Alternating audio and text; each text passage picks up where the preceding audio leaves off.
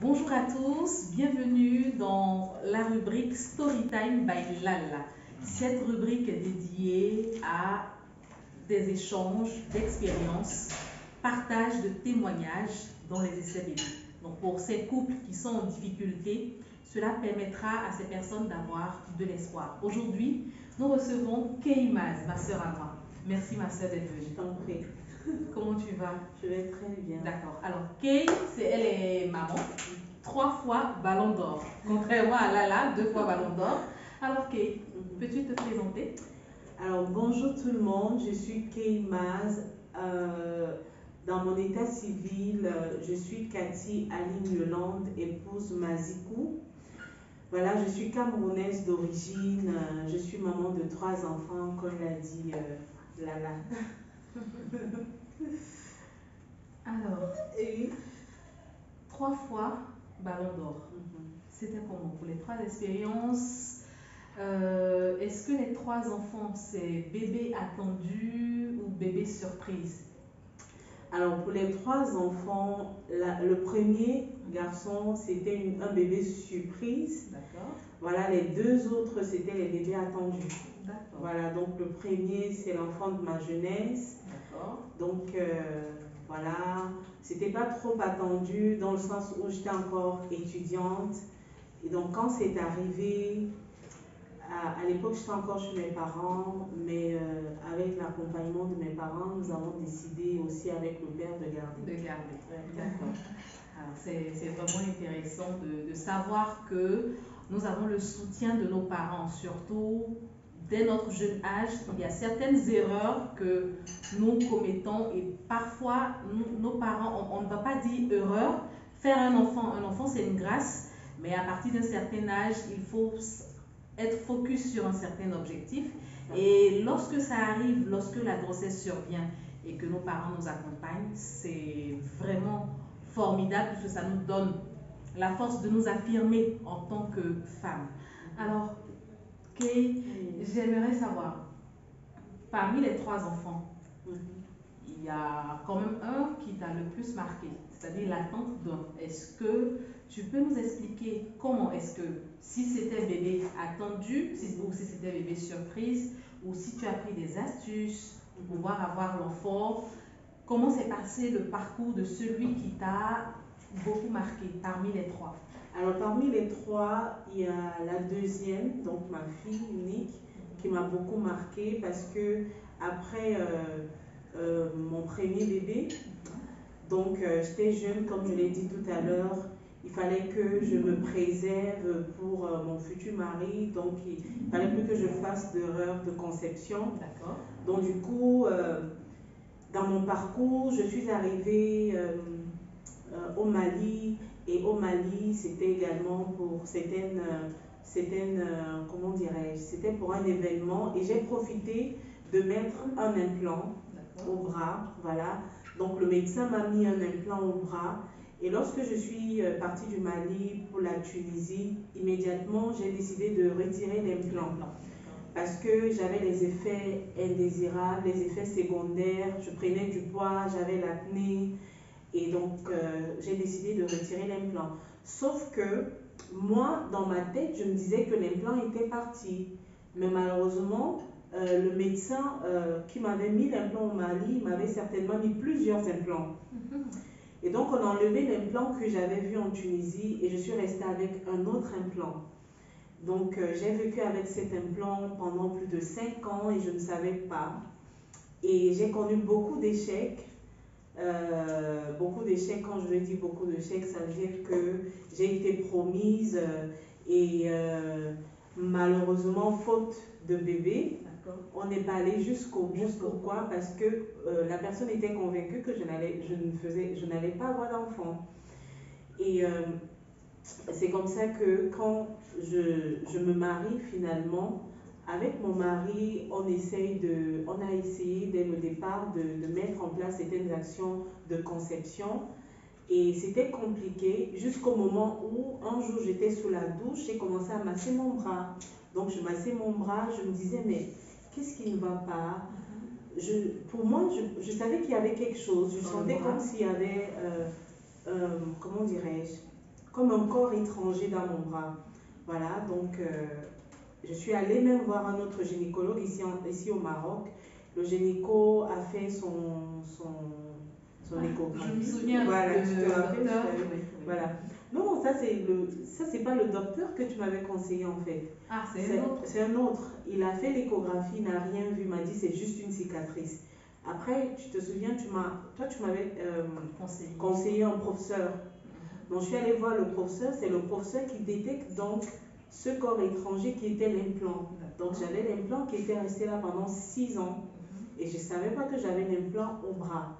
C'est alors qu'on décide de retirer l'implant et quand on retire l'implant, je passe quelques temps, le temps de nettoyer le ventre, j'ai pris les 4 côtés. D'accord. Voilà, j'ai pris le Njansan, je ne sais pas comment ça s'appelle. Le Njansan, c'est le Akpi. Le Akpi, voilà, j'ai pris le Njansan.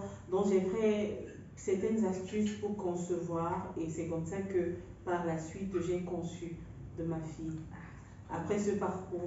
Très belle histoire. Ouais. Comme vous le voyez, Kay est passée par certaines étapes. Méthode contraceptive, avec quelques difficultés, mais vers la fin, elle a pu faire son bébé, elle a pu même faire ses bébés, puisque Émeraude c'est bébé 2 et après il y a eu bébé 3. C'est ça. Voilà, donc juste pour vous dire, mes essayeuses, qu'il faut garder espoir. Il n'y a pas de femme stérile.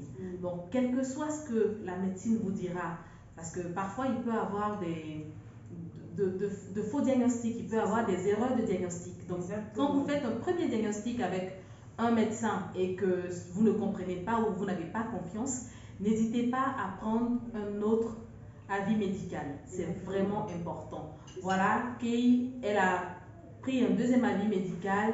Elle a suivi l'astuce donc des 4 côtés. Donc, j'insiste encore là-dessus, mes essayeuses. Pour les 4 côtés, il faut être sûr que tout va bien. Si votre médecin gynécologue vous dit que vous ne pouvez pas faire d'astuce ou vous devez être opéré, allez-y à l'opération. Quand tout est nettoyé, vous pouvez mettre en pratique les astuces que je vous donne sur la chaîne.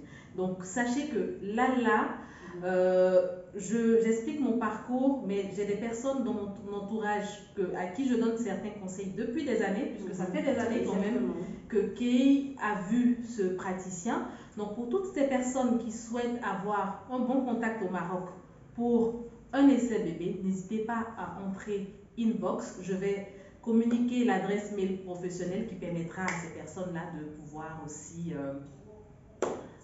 pourquoi pas avoir leur joli bébé. Alors, Kay, merci encore.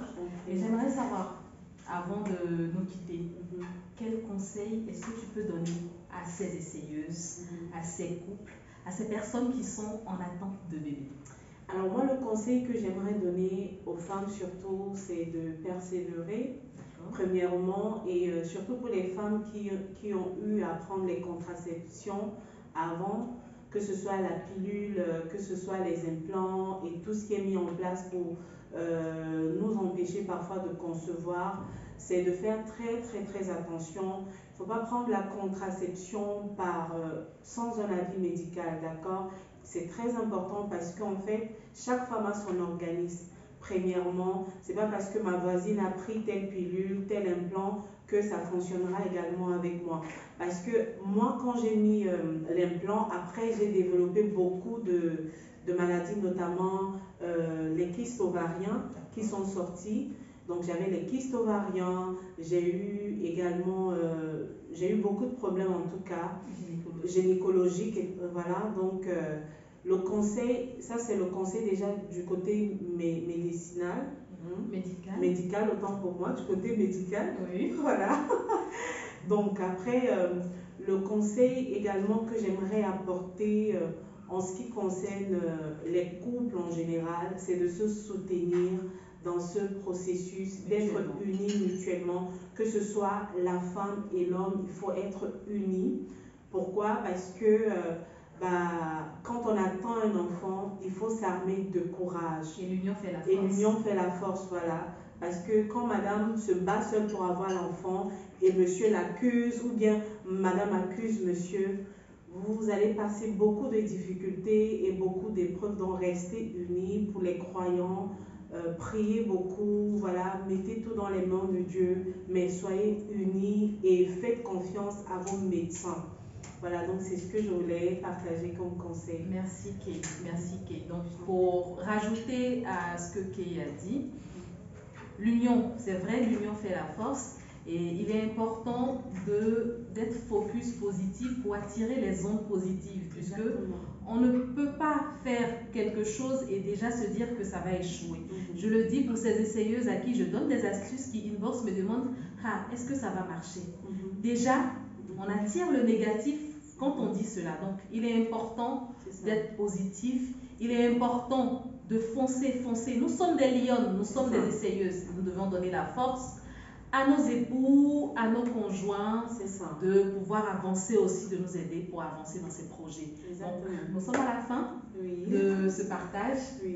Bon, merci d'être passé. Et je rajoute Kay aussi est youtubeuse. Sa chaîne YouTube, c'est Kay Maz. Vous pouvez faire un tour pour Love